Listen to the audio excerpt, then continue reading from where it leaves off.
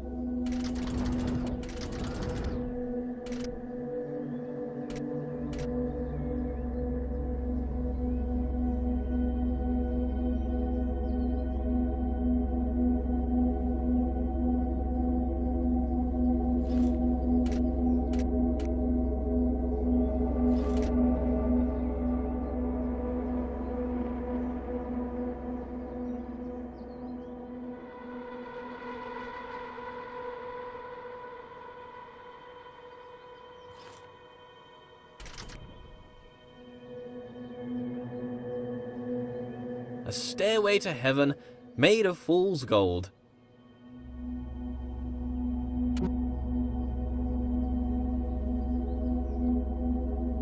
Being alone is important. If one does not hear both parts of a conversation, one cannot have a full idea of what is discussed. To be alone is to know the whole story. But still, this world seems to attempt to communicate something. The world is filled with part conversation. The writings on the walls, the walls themselves. Let there be yet more light. Being alone can serve as a comfort. If there's no one can hurt you. But perhaps that's a bleak outlook. There must be joy that comes from others. Praise, they can offer praise. As a god, praise is something I can relate to. Not enough praise at the moment. Worship wouldn't go amiss. But if there were others, they might attempt to belittle me. Bring me down to improve their own relative status. Accuse me of pride, narcissism, pretentiousness, or grandiose self-referential commentary. Nonsense. Pretension implies there is a lack of thought. The pretense of thought. I've thought long and hard about how brilliant I am. Done.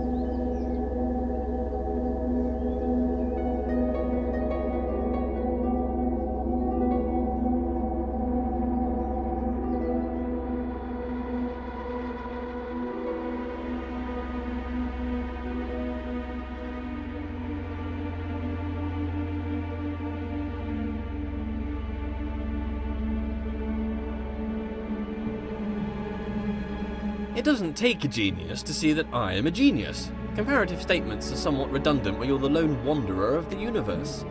I think I'd like a goddess to share this with. We could walk around and talk about gold, perhaps waste away the time discussing how brilliant I am. She could bask in my intellect and compliment me on my immense wealth. Perhaps she'd look like me too. Obviously she couldn't be as handsome, that would be unthinkable. Could I create a goddess more majestic than myself? Could I create a rock that I couldn't lift? Well, apparently I can create doors I cannot open. What does a goddess do, though? Quite clearly, I'm busy doing all this god stuff. Walking about, thinking about stuff, solving problems, inventing problems to solve. Would she be my helper, or off doing her own thing? I'm a pretty big deal. If I had a goddess, I'd assume she'd want to be around me most of the time. But I feel like I'm too busy with all these challenges to possibly give her all of my attention. I mean, to be fair, it's likely to destroy her given my godlike intensity. Maybe I'd make her in my image. That would be amazing! 2 of me! Oh, we'd have so much in common! I'd quite like her to be lively. Well, first, she'd have to be alive. Being alive is somewhat a prerequisite for being lively. Not created life yet. I see as through a glass dimly, not knowing as I should know.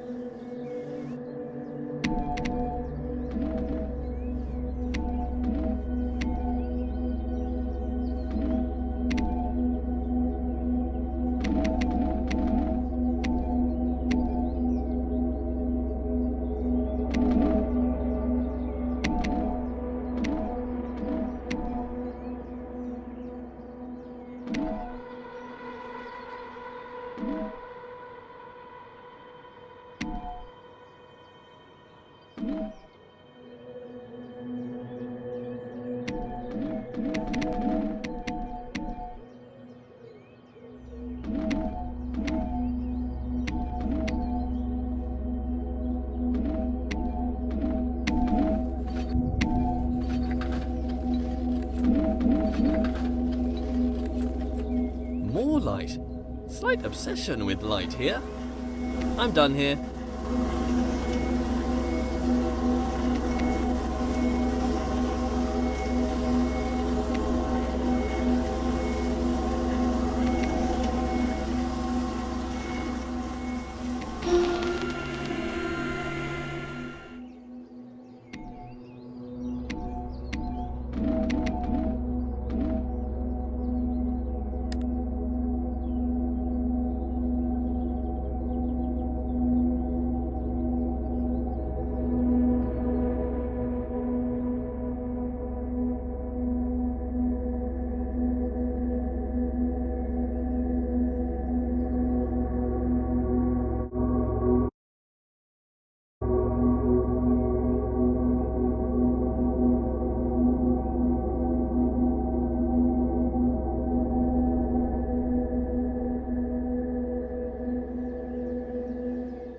Why can I be surprised? If I'm all-knowing, then I should know all.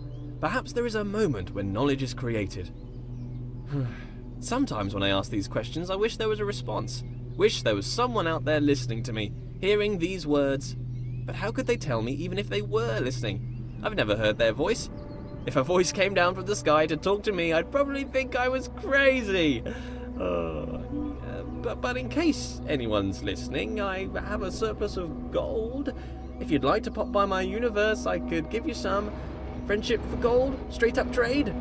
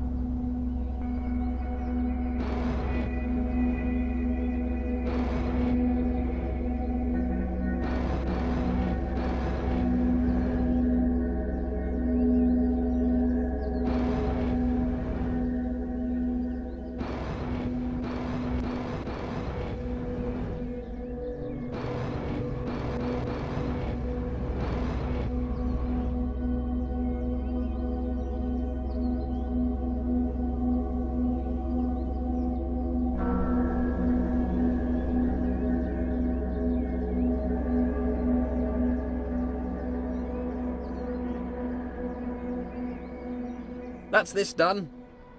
I make a lot of mistakes and missteps. Can a god make mistakes? A mistake is something unintended. Am I an imperfect god? Or perhaps I'm not a god at all. Oh, no. Let's not be silly. Of course I'm God.